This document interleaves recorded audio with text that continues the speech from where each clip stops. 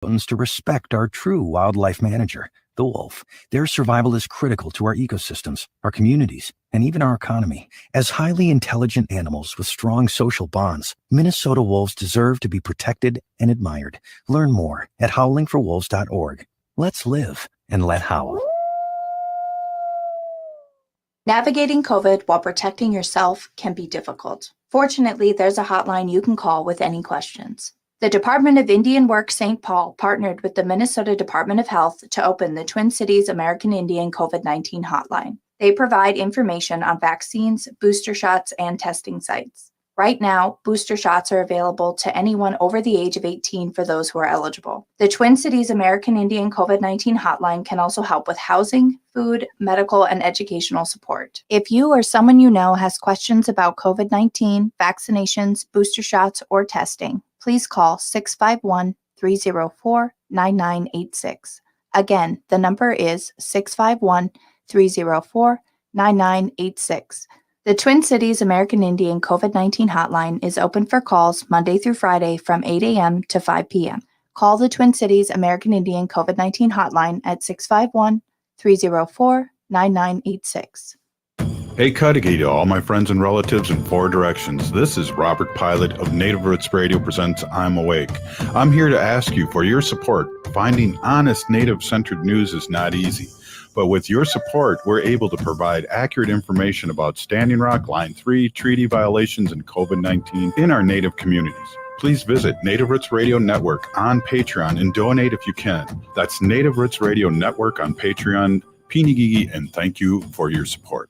Hey, Olgama, I've been hearing a lot about this term, climate justice. What is that? Climate justice is recognizing that the negative impacts of climate change don't affect all people equally. It also means transitioning from a fossil fuel-based economy to a more sustainable future. MN350 is one of the groups that's pushing for this transition to protect our futures. You can even get involved too. That's great, especially since I'm concerned about pipeline projects like Line 3. How can I help MN350? Just find them on Facebook or visit mn350.org.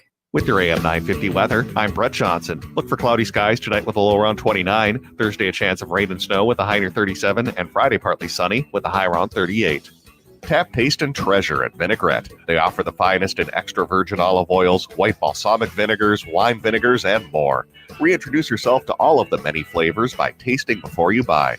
Vinaigrette is located off 50th and Xerxes in Minneapolis or at vinaigrettemn.com. Portions of Native Roots Radio may be pre-recorded. It's a good day to be indigenous. Get up, stand up. They are going to become more brutal. Couldn't cut, hit me cut again. Because all the hippies were trying to be Indians anyway. They're going to become more repressive because it's a matter of dollars and their illusionary concepts of power. Hey, Victor. We must live in balance with the earth. And also with recent happenings at Wounded Knee. I am awake. Welcome to Native Roots Radio presents I'm Awake, and I'm your host, Wakanja Hade. Hey, Cudahy to all my friends and relatives in four directions. You are listening to Native Roots Radio presents I'm Awake, and I'm your host, Wakanja Hade, which means distant thunder in the Ho-Chunk language. My colonized name is Robert Pilot, and we discuss national and local and Twin City news, Native news and events. And as you know, Native issues are human issues, and human issues are Native issues. Hey, I just want to jump in. We had a show last week, and I want to make this a special show tonight. And we're going to have JoJo Brooks Shifflett on again. And we're going to get deep and talk deep into what happened to Leonard Peltier, where he's at now. And we're going to probably resume where we were when we left off. We were only on for a segment, and I thought it was important to bring JoJo back. And she has a huge resume here, and I'm just going to read it before we get her on here. And that's she worked as a staff counsel for Senator John McCain and Senator Ben Nighthorse Campbell on the Senate Committee of Indian Affairs, was attorney for American Indian Movement co-founder Dennis Banks, and wrote the book we'll talk about a little bit more, Lumbi Gershom, and I'll get the right pronunciation of that, which is on the selected reading list in the Indigenous books in North Carolina public schools. Now, JoJo is working pro bono with many others to obtain clemency for the Native American political prisoner, Leonard Peltier. Welcome, JoJo. Thank you so much for spending some time with us again. Thank you for having me, Robert.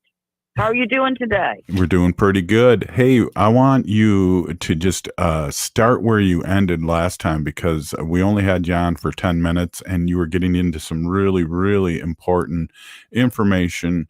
If you want to just start where you left off, maybe just back up a little bit so our new listeners can understand what you were talking about. Could you do that for me, please? Sure, I'm going to try to do that the best I can, Robert. What we were discussing last time was really, I guess, it's the secret subdivision of the FBI. It really was an illegal operation that was within the FBI in the 1970s. It was started, however, during the Cold War with Russia. There's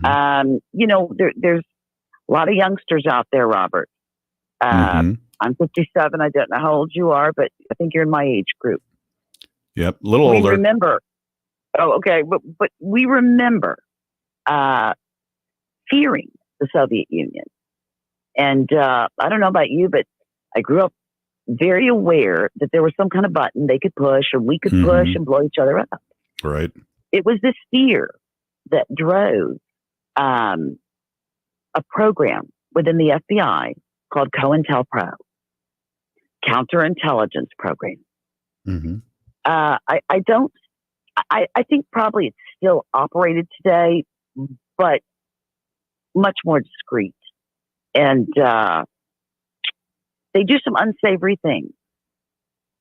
But back in the 70s, let's go to Leonard. Back in the 70s, COINTELPRO was going strong then, from the 60s, actually. They had followed Dr. Martin Luther King Jr., Malcolm X, the underground weather. Do you remember the weather underground, the underground weather? Yeah, I do. Yeah. Well, they really, they were the ones that kind of revealed COINTELPRO. But anyway, so what did they do to Leonard and AIM? Well, I was there. I was 8 years old, 1972, November, about a week or two before Nixon was reelected to his second term. We had the Trail of Broken Treaties. Remember that, Robert? You sure do. Yeah.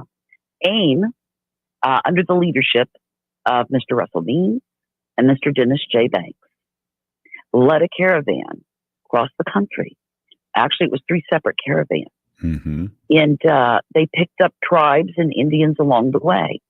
And one of those Indians happened to be my granddaddy, Henry Brooks, Hatteras, Tuscarora. They had visited us before. That's why I think I probably have a fierce loyalty to all things AIM, because my tribe had been terminated. And we weren't very strong politically. We were disenfranchised. There was nothing to gain from helping us. You know what I mean? But Mr. Dennis Banks flew in here and met with us and showed my little tribe of about probably 150 people how to protest, how to be heard, how to use that voice, your political voice. He camped out on the what they call it, I guess it was the school department or the school board, the Robeson County School Board. Yeah, because at the time, integration was coming into vogue. The Supreme Court had mandated it years before, but in the South it had never been implemented. But being Native American, my grandfather and many others actually in the county who were Native American, they didn't want integration.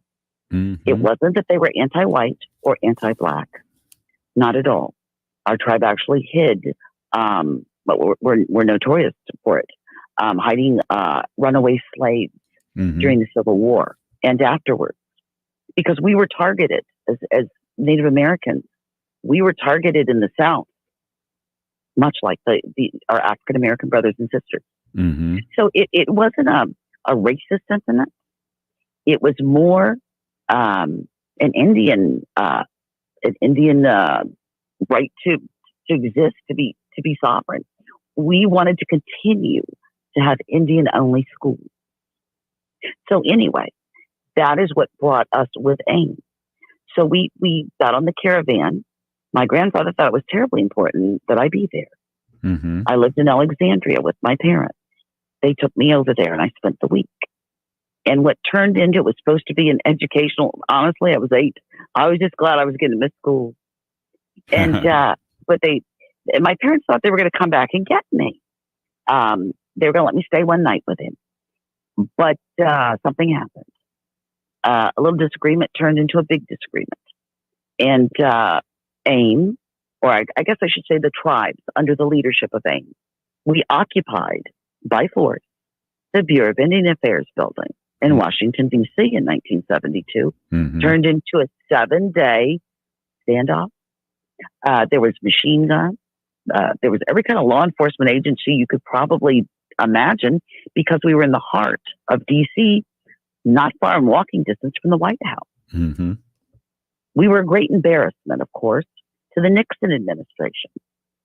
I have memos that say, of course, we are all outraged by these Indians and their behavior.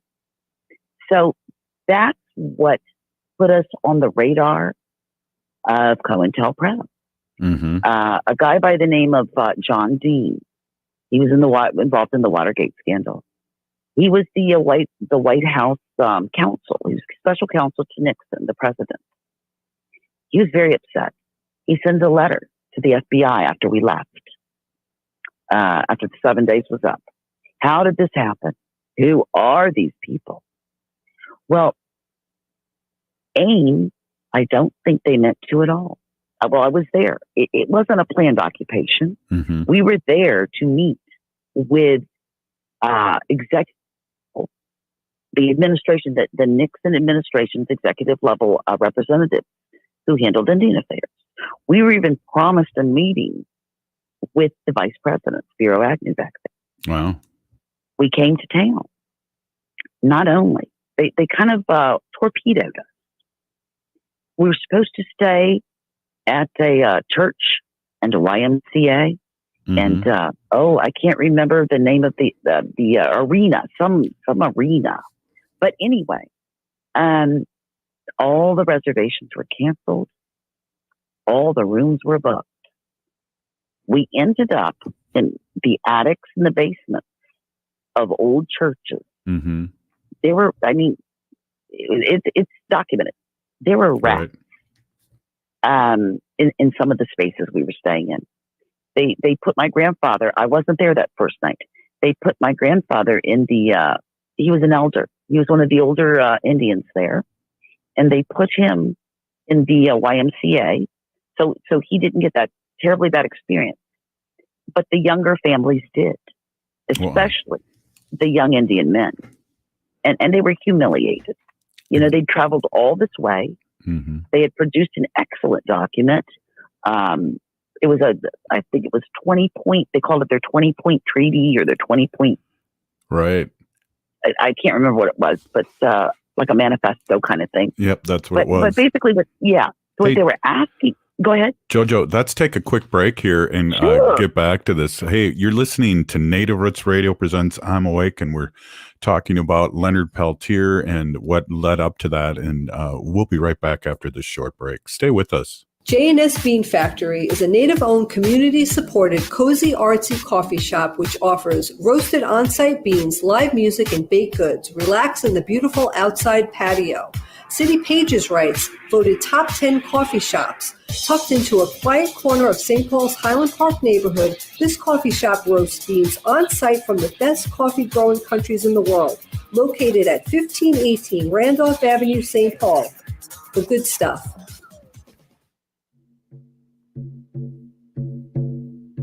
When we heal from our traumas, when we face our fears, let go of our addictions, when we relearn our values, when we live our teachings, respecting our elders, cherishing and honoring our children, when we honor and take care of our spirit, there will be no room left for sexual violence. Sponsored by the Minnesota Indian Women's Sexual Assault Coalition. Hey, Olgama, I've been hearing a lot about this term, climate justice. What is that? Climate justice is recognizing that the negative impacts of climate change don't affect all people equally. It also means transitioning from a fossil fuel-based economy to a more sustainable future. MN350 is one of the groups that's pushing for this transition to protect our futures. You can even get involved too. That's great, especially since I'm concerned about pipeline projects like Line 3. How can I help MN350? Just find them on Facebook or visit mn350.org. Life is a journey, and the Doherty Family College will help you get where you want to go. Located downtown Minneapolis, this affordable 2-year college provides free textbooks, a laptop, meals, career coaches, one-on-one mentorship, and a Metro Transit pass, making DFC the perfect pathway to a bachelor's degree. Turn your dreams into reality. Connect with a counselor today at dfc.stthomas.edu.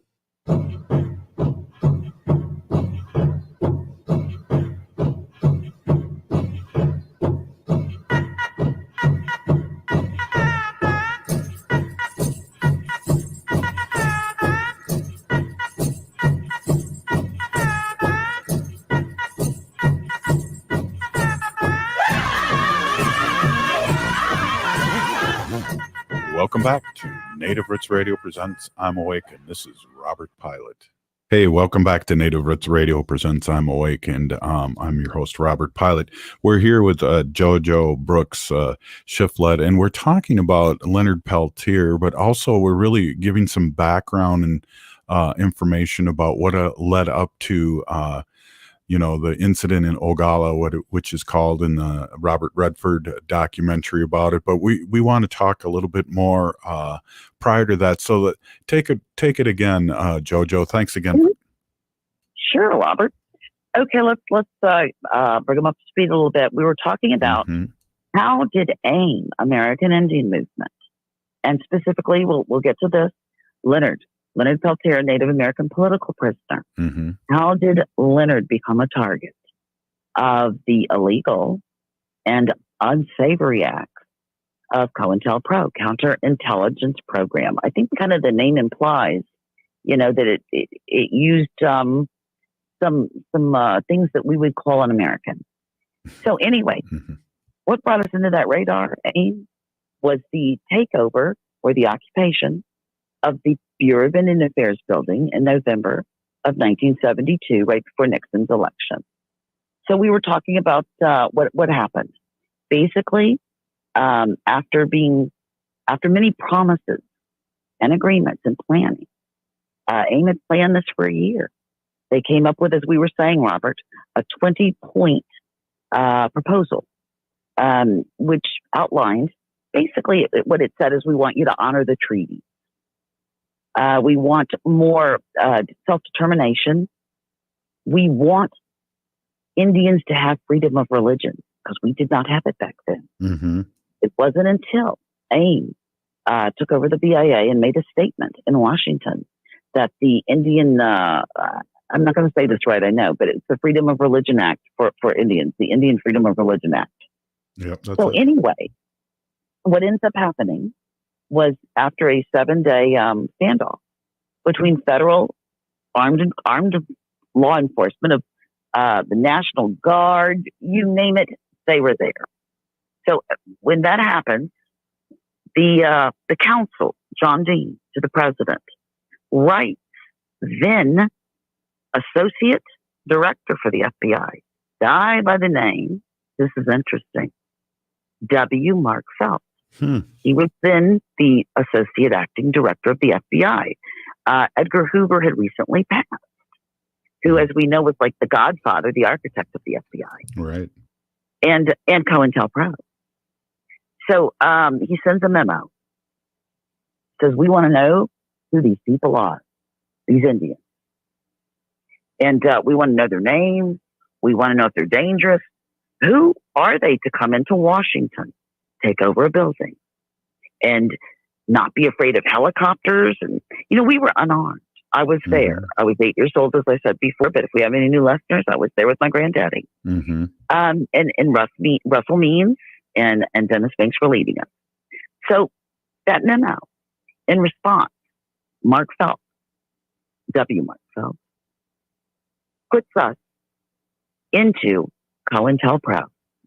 He promises the president, I guess he wanted to make a statement, wanted to make himself known a little bit. So he says, that's not going to happen again, sir. You're going to know everything about these people. You just give me the names and I'll make sure you know. Well, first names he listed, Clyde Belcourt, Vernon Belcourt, Russell Means, Dennis Banks. They hadn't got around to Leonard yet. They put them under constant surveillance. And this is 1972 in December. Well, then Wounded Knee happened. The whole time Wounded Knee was going on, we were in COINTELPRO, which means we had infiltrators. Yeah. But see, I was going to say this was a byproduct that I don't think Mr. Dennis Banks or Mr. Russell Means had intended. I don't even think they probably were aware, as most Americans were not aware, of this program called COINTELPRO. I mean, I think we all knew, or we all imagined from the movies and things, that powerful government agencies have powerful means and secret things that they can do to people. But we always think that the former Soviet Union or China or Korea or something does those kind of things. We're in the land of the free. I think Mr. Banks, we spoke about it one time. He said he didn't know what was going on. He said that there was times he was so paranoid at Wounded Knee that he thought maybe his nerves were going. Things he would say, they would know. That's when they started realizing the FBI, it's not like we thought it was. It's not just there to defend the Constitution and the Bill of Rights and to protect us. I think maybe they thought they were the FBI. That was their whole reasoning. That was the justification they used for COINTELPRO, was the greater good, the national security. But if you read their minutes, they made up things about AIM to keep it going. We had bunkers, they said, Army bunkers. We had loads of weapons, automatic rifles. We trained our young men to be war warriors, to take over the government. That's what we wanted to do. Right. And here's what they were really afraid of. They were afraid that if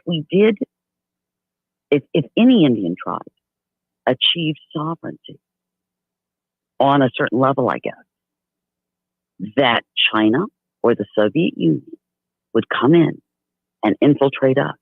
Wow. A little Indian tribe. Yeah. And that would give them some kind of, give them the chance to become a cell.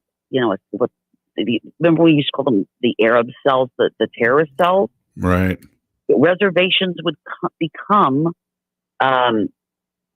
breeding grounds for terrorist cells. This is scary stuff, isn't it? But they believed it, I think. Either they believed it, if you read their minutes, or they had quite an imagination. I don't know. but my grandfather was active in AIM, and they were a poor group. Most of the funding they actually got was government grants that were approved. But anyway, moving along, Leonard, one of their strategies, COINTELPRO, was to target the leaders and keep them tied up in court. Because if you tie up leaders, they said, the group, the organization, they will spend all their money and all their time and all their energy not against the United States, but trying to free their leaders. And it's pretty true. It's what happened. Right. So after Wounded Knee, a memo went out that the leaders of Wounded Knee, and not just the leaders, they said anybody in Wounded Knee who was part of the occupation that went in as a supporter, they were to be prosecuted to the fullest extent of the law. That if this did not happen, if they even used the phrase, we must make examples of the insurgents. They called them insurgents. And so one by one, I would say probably 90% of those participating at Wounded Knee were prosecuted or at least investigated. But as we well know, Mr. Means and Mr. Banks, they faced a lengthy trial. Right. And then they had charges, and also from Custer. Remember, there was a riot at Custer. Right. How many government, think about the government energy and time and money that went in to following them and really plotting their, what would you call it? Their execution by prosecution, their political execution by legal prosecution. Wow. Here's the thing. It wasn't just them. Then Russ Means was in another court case with a guy, I think it was Richard Mullins. That was going on. That they finally got around to that court case around the same time as the Leonard Peltier court case got going. But there was all these court cases going. They were involved in like 2 and 3 at the same time. It was never ending. And they eventually broke down AIM. They really did. I mean, I would say they broke the spirit of AIM, because AIM, unlike the propaganda that was perpetrated and nourished by the government, they were not a militant organization. That was not their goal. Right. Our goal was to be a spiritual reconnection. We were all about reconnecting to our roots.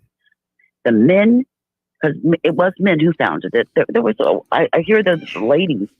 I do know there was prominent AIM ladies, Madonna Thunderhawk and Phyllis Young, Miss Bernie Nichols Lafferty, Anna Mae Aquash. These women, strong American Indian women, and from Canada. Miss Aquash was from Canada, I think. They played a significant role. Significant. Let's leave it at that and come back for another segment. You're listening to Native Roots Radio presents I'm Awake, and we're talking up to the lead-in of how Leonard Peltier was arrested and is the longest-standing political prisoner in the United States. We'll be right back after this short break. Aho, relatives. My name is George McCauley, Omaha Nation. I'm a citizen of the Omaha Nation in Nebraska. As we head into wintertime, many of us will be back together indoors. It's important to make sure you receive your COVID booster shot. Older Americans are more at risk for complications for COVID-19. All 3 COVID vaccine boosters have been approved. Find a vaccine site by calling 651-304-9986 or go to vaccineconnector.mn.gov. J&S Bean Factory is a native-owned, community-supported, cozy, artsy coffee shop which offers roasted on-site beans, live music, and baked goods. Relax in the beautiful outside patio. City Pages writes, voted top 10 coffee shops. Tucked into a quiet corner of St. Paul's Highland Park neighborhood, this coffee shop roasts beans on-site from the best coffee-growing countries in the world. Located at 1518 Randolph Avenue, St. Paul. The good stuff. Children's Minnesota raises up children's health by raising the standards, hands, voices, the bar, the stakes, the questions, and the curtain on raising kids' health to the highest priority. With the most pediatric experts in the upper Midwest, we're setting the stage because kids need us, all of us. So let's raise them up so every kid can reach their best health.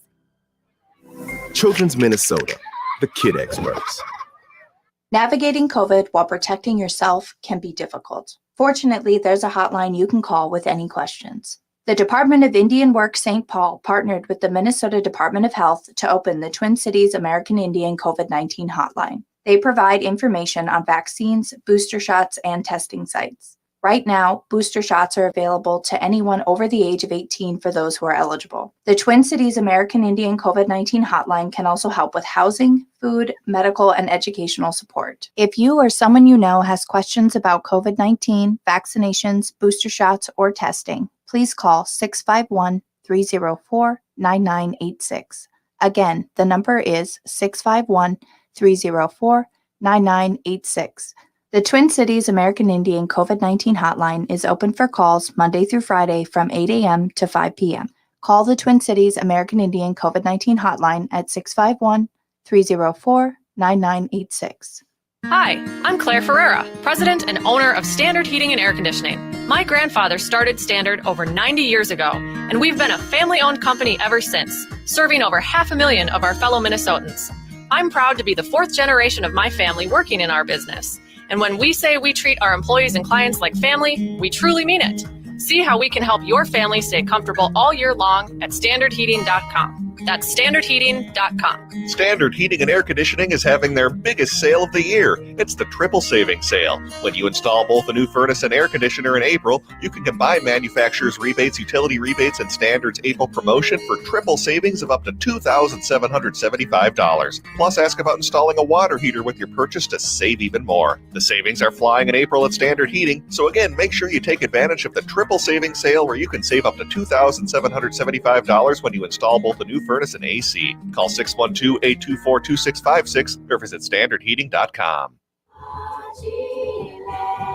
You're listening to Native Roots Radio. This is Spirit from Reservation Dogs.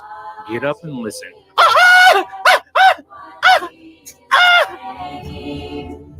Welcome back to Native Roots Radio presents I'm Awake, and this is Robert Pilot. Hey, welcome back to Native Roots Radio presents I'm Awake, and I'm your host, Robert Pilot. We're here really getting into the history of what's happened to our people. We have the longest serving political prisoner in the history of the United States, Leonard Peltier, and we're leading up to that here. And we have JoJo Brooks Shifflett, who is a lawyer who works with pro bono with helping to try and free Leonard Peltier. And we're talking a little backstory. Now we're going to get into with JoJo what happened to Leonard and what we can do. So welcome back, JoJo. Hey there, Robert. Yeah. I guess I'm a writer at heart. I tell stories, and I better get to the heart of the story before we run out of time. We were talking about the background of AIM, how it came under COINTELPRO. So I guess it's time to get to how it got to Leonard. Right. How did Leonard Peltier, who is now 77 years old, pulled over 46 years in a maximum security prison? Leonard is he's Chippewa of Turtle Mountain Reservation. Mm-hmm. And he's got heart disease, diabetes. But the most, I guess, the saddest thing about Leonard is he's innocent. I believe it. Mm-hmm. I believe it. The more I read, and it's not because somebody told me as a child. It's not because of all the bumper stickers I read that said "Free Leonard Peltier." Mm-hmm. That influenced me. But I started really carrying a burden for Leonard when I got sick with COVID-19 and I was stuck in bed. Been in bed now, not all the time, but I'd say about 75% of the time. I'm a long hauler, they call me. So I started reading. I wanted to still be productive. My body might not work so well, but my brain still does. Mm-hmm. And I downloaded a lot of his court transcripts and declassified material. Robert, I've been reading now for almost a year. A little bit every day, a little bit every 2 days, whatever. I still haven't got through it. Wow. Yeah, there's just the volume of information. But you know what? Within the first week, I believed he was innocent. Even if he wasn't, okay, I thought this. I still don't know I'm so early into the case.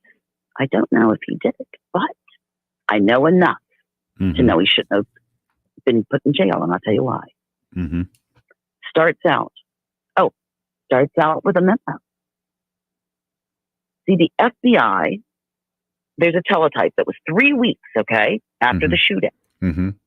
Leonard, just to do some background here, he was arrested and convicted, wrongly convicted, for shooting and killing 2 FBI agents on June 26, 1975, on the Pine Ridge Reservation, called the Shootout at Oglala.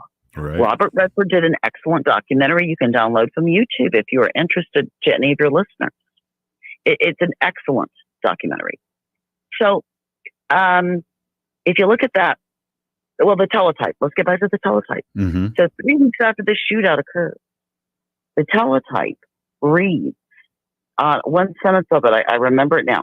It says, it's giving, the FBI drafted the memo to their agents to investigate, of course, the death of their 2 agents who were killed at the shootout. If you read down that list of what they tell their agents to do, number 5 on that list, develop information to lock Peltier and Blackhorse into this case. Wow. That's a declassified document. That document was never shown to a jury. It was never shown to the defense attorney. Leonard was targeted from the get-go. And even before this, Leonard started moving up through AIM, especially after Wounded Knee, especially after folks like Belcourt, the Belcourt brothers, and Mr. Means. You know, they're tied up in court. Right. So people, or I should say gentlemen, and there were ladies, they moved up through the ranks, I guess. It was unofficial ranks. There was no ranking in AIM. It was not that kind of a group. Right. It was a movement. There was no membership cards or anything. You know, it really was like a movement. It was energy. And anyway, I mean, my grandfather would tell you he was a member of AIM, but he did not have a card. He did not pay dues. Right. What he did do was march. Then he spoke out whenever he could about Indians and the rights that we should have. So anyway, what ends up happening after the shootout and the teletype, 3 of them, they charged 3. Oh, and please forgive me, I forgot to mention, young man, a Native American, was shot and killed also in that shootout. Right. Death was never investigated. Not even investigated. So they did end up arresting 3 gentlemen. Robideau, right. Dean Butler. It was Dean Butler, Robideau, and can you help me with the third? I can't remember it right now. I thought. Oh, well, go ahead. I thought Leonard was the third, but I could be wrong. No. He was the third to be prosecuted, but there was 4 arrested. The third guy I'm speaking of, they dropped the charges against him. He didn't even make it to court. See, these were the evidence was so manufactured, so bad, that one of the guys, think about this, the FBI investigated and actually got the prosecution to bring charges. They dropped them even before trial. It got dismissed. His case got dismissed. That's how weak these things were. Because here's the thing. If you got it in front of a jury or a judge with common sense who was fair and not biased, most of these cases they had used to harass AIM leaders for years, I would say the majority was dropped. Probably 75, 80% of these cases, the charges were always dropped. But they kept bringing them under COINTELPRO. That was, what they did. So anyway, what happens to Leonard? Leonard went to Canada. I think if Leonard knew. Leonard had been targeted before. There was a killing, I think it was in Milwaukee, but I'm not sure. that an officer, an undercover, not an undercover, but what you call an undercover, off-duty police officer, pressed charges against Leonard Peltier. Said he tried to murder him. And they charged him with intent to murder. It was preposterous. But Leonard had a warrant, an outstanding warrant against him for that when he was in the shootout. Leonard didn't stand trial for those charges until after his trial there at for the shootout at Oglala. They were dismissed. The girlfriend of the officer came forward, and she said that she testified that the policeman was then her boyfriend, and he said, "I'm going to move up because I'm going," and these were his words that she testified to, "going to catch a big fish for the Fed." And he fingered Leonard. So I think that probably affected Leonard Peltier, because after the shootout he ran to Canada. So he's in Canada. The Canadian authorities knew he was there. They told the the FBI, really, the American authorities, we're not sending him back to be tried in a court that won't offer him justice. Exactly. And we're not going to send him back if you're going to give him the death penalty. Okay.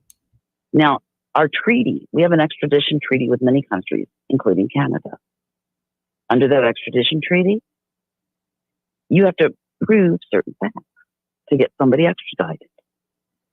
One of those facts you have to prove is pretty much that you have an eyewitness, that you have real strong probable cause that the person you want to extradite did it. So, FBI doesn't produce one, doesn't produce two. They come up with 3 affidavits. What's an affidavit? Affidavit's testimony, legal testimony sworn to under penalty of perjury, that you are telling the truth about what happened. They found a young Native lady in the Pine Ridge Reservation, Myrtle Poorbear. She was kind of a tragic figure in all this. Right. She was mentally unstable. Myrtle had some serious emotional issues.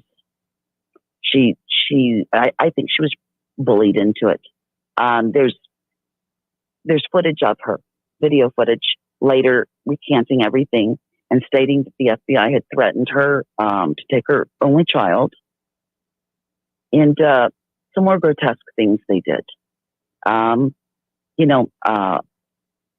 Aquash was found deceased, and they, according to the record, they scared her by showing her pictures of Miss Aquash's body and her hands that were severed from her body.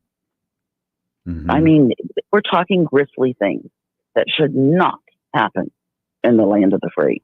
That's right. She later reported that she was coerced by the FBI to make that claim, and also the judge barred her testimony because of her mental incompetence too. So, hey, we got less than 30 seconds. That's a segue into the last segment of this compelling story.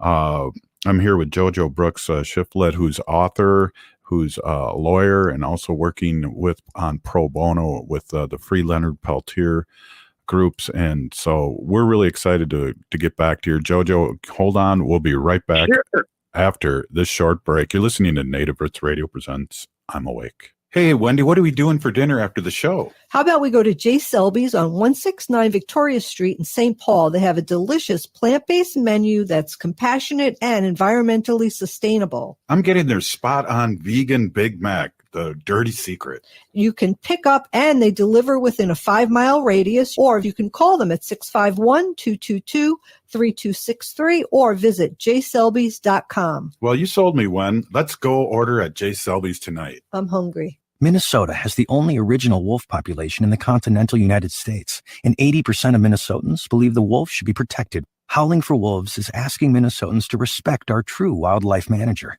the wolf. Their survival is critical to our ecosystems, our communities, and even our economy. As highly intelligent animals with strong social bonds, Minnesota wolves deserve to be protected and admired. Learn more at howlingforwolves.org. Let's live and let howl.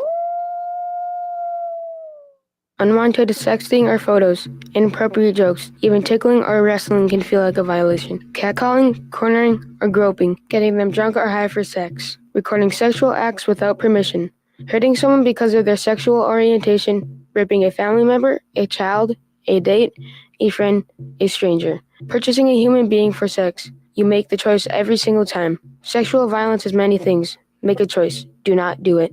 Sponsored by the Minnesota Indian Women's Sexual Assault Coalition. Hey, Olgama, I've been hearing a lot about this term, climate justice. What is that? Climate justice is recognizing that the negative impacts of climate change don't affect all people equally. It also means transitioning from a fossil fuel-based economy to a more sustainable future. MN350 is one of the groups that's pushing for this transition to protect our futures. You can even get involved too. That's great, especially since I'm concerned about pipeline projects like Line 3. How can I help MN350? Just find them on Facebook or visit mn350.org.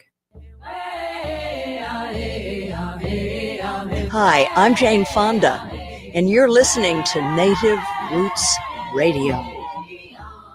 And we're back to Native Roots Radio Presents I'm Awake, and this is Robert Pilot. Hey, welcome back to Native Roots Radio Presents I'm Awake, and I'm your host, Robert Pilot. Hey, we're here with JoJo Brooks Shifflett, who is a lawyer and is working pro bono with the Free Leonard Peltier group. And before we get any further, and I want to bring this up a couple more times before we end the segment, JoJo, can you tell us how and where and what people should do, what the action is of our listeners to free Leonard Peltier? Yes. I would say the easiest things for you to do, but they add up. They mean something. Mm-hmm. You can call the White House. It's easy. 202-456-1111. Let's say it again. 202-456-1111. What do you do when you call? All you have to do is say, I support clemency for Leonard Peltier, because what President Biden needs in order for him to sign a clemency order, he needs your support. He needs the public. He needs to know that if he does this, the public is not going to be upset with him. Because I'll tell you what makes Leonard's case so different, so fragile, so difficult. FBI agents were involved. If he had shot, and he didn't shoot anybody, mm-hmm. but if the death had occurred, if these men had been anything other than federal agents, Leonard would have already been out. But Clinton and Obama promised. Mm-hmm. You can't write a political promise, but they were made. A Native American committee supported both candidates. They pretty much guaranteed us they would not forget Leonard. Mm-hmm. And they didn't. Clinton came real close. But then 500 FBI agents showed up in front of the White House and demonstrated. Mm-hmm. And it did not get signed. And I just think it's unfair, because let's get back. What did the FBI do to him? They manufactured extradition affidavits. Mm-hmm. So here's the thing. My first 2 weeks of reading about this case, he should have never even been brought back here to be tried, because they falsified the affidavit. Right. You know, that's what started his judicial nightmare, were these 3 affidavits. And the FBI even admits they falsified them. Right. You know, that's what gets me. So when they demonstrate, let's remember one thing. If you've been listening to the whole program, 3 segments back, I mentioned the associate director of the FBI at the time, who put AIM under the auspices of COINTELPRO. a man by the name of W. Mark Phelps. Right. You know, I just, the name I wanted to know as an attorney. I thought, JoJo, I was reading the memos. I thought, I want to know who wrote this. I just want to know what he looks like. Right. I looked it up and I was floored. Right. You know who W. Mark Phelps is, Robert? I you do. and I talked about this. Right. Yeah. I do, but I want you to say it because it blows my mind. Okay, the man who ordered AIM, American Indian Movement, and Leonard Peltier, all these men, to be harassed and targeted by the FBI was none other than Deep Throat. Deep Throat from the Watergate scandal. Mm-hmm. He was the source for Woodward and Bernstein. Yeah. But Carl Woodward and I can't remember the other one, the Bernstein, or was it Carl Bernstein? But anyway, Woodward and Bernstein. Right. All the President's Men, the famous movie. It was all true for the younger generation listening. The Nixon scandal, Watergate. He was a retired FBI agent. Mark Phelps. Now, what happened with Mark Phelps? Well, when he retired, he and a guy, I think the name was Ed Mills, they were the only two FBI agents to ever be tried and convicted of COINTEL crimes. And they were looking at 7 to 10 years. Mm-hmm. And they were convicted of things like they had found out that they had wired, I don't know, Mr. and Mrs. Jones, Mr. and Mrs. Williams' house, had sent letters, blackmailing people. When I say blackmailing, I should say bullying. Yep. We will show these pictures. They would get them. A young lady to tempt a married man. Take the pictures. And then force him to pretty much be silent. Right. If he was someone they considered a dissident. Okay, let's move along because I know we have only a short time. Right, we got 2 minutes. So basically, Mark Phelps, he was looking at 7 to 10 years. He'd already been prosecuted. It was on appeal. Guess what, Mark Phelps? What happens with him? President Reagan pardons him. he was pardoned. Right. So my point is, I have a problem. I think it's ironic. I think it's wrong that retired FBI agents lead a rally call against Leonard Peltier after 46 years. They know they did unsavory things. They know that COINTELPRO was illegal, and they know that's how he was prosecuted. Observers from the UN, the Human Rights Commission, they were there. They all said he was wrongly convicted. They all said it was an unfair trial. Mm-hmm. They did not produce ballistic evidence when requested by the defense. Okay? That was a big no-no. Right. You don't do that. Let me tell you what that approved. They didn't even put the gun. They never even put a gun in Leonard's hands. They alleged that some gun they found in a roadway AIM car, because there was aimsters in there. Right. They said that AR-15 had to have been Leonard's. He had to have shot it. Right. But the bullet that they got from the crime scene did not even match the alleged gun that they allegedly put in his hand. They didn't match. Okay, so he's in there with really absolutely no evidence. He's in there for one thing, because he was at the shootout. He was there. Mm-hmm. Did he shoot? I don't know. I think he might have said in an interview he did. But you know what? That's what happens at a shootout. There was crossfire, but they convicted him on evidence of Myrtle Forbear. Right. That you saw him, or they extradited him on this evidence, that she saw him, eyewitness, shoot them like at point blank range. We know all it was false. Mm-hmm. So now where are we at?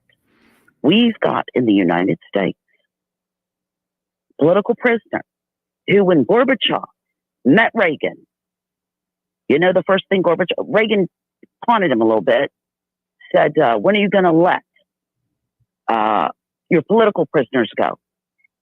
This was when the first minute they met. Wow. You know what Gorbachev said back to him? What? As soon as you let Leonard Peltier go. Wow. Yeah. Wow. Leonard Peltier gets more press, more support in Europe and communist countries than he does here in America in the land of the free. The press blacks us out. They black Leonard. It's just a lot of it. Like I say, it's because we have too young, naive, I think well-intended, young FBI agents who lost their lives. And that was tragic. Right. But we also had a young Indian who lost his life. And he wasn't even investigated. And that's not right. It's not. And it's not right that Leonard is the scapegoat under an illegal program that wouldn't be tolerated today. Oh, and one of the jurors, Robert, before I forget, a jury of our peers, a lady, admitted she was reported by her coworkers. She was prejudiced or biased against Native Americans, Indians. The judge called her for a conference and asked her, "Is this true? Have you said these things?" You know what she said? She said, "Yes, I am." She says, "But I can put aside my biases and prejudices for this trial." And she voted to convict him. You've been listening to Native Roots Radio Presents I'm Awake, and we've been with JoJo, Brooks, Shifflett. We'll see you tomorrow, live tomorrow. Don't waste hours figuring out how to pick up and assemble your own grill. Leave it to the specialists at Warner Stellian. Choose from the hottest new grills. Then don't pay a penny more for professional assembly, delivery, or haul-away. Shop now at warnerstellian.com. Hang in there. Coming up next, it's the Bradcast with me, Brad Friedman, right here on AM 950, KTNF, St. Louis Park, Minneapolis, St. Paul, the progressive voice of Minnesota. 8